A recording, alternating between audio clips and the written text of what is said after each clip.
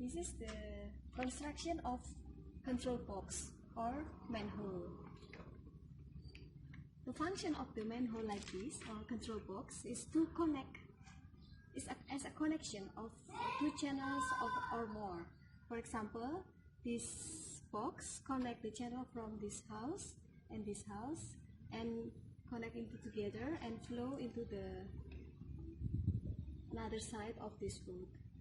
The function of the control box or manhole is for the inspection of the channel. That's why in this case it is open and the staff can inspect the condition of the channel as well as the condition of the control box itself.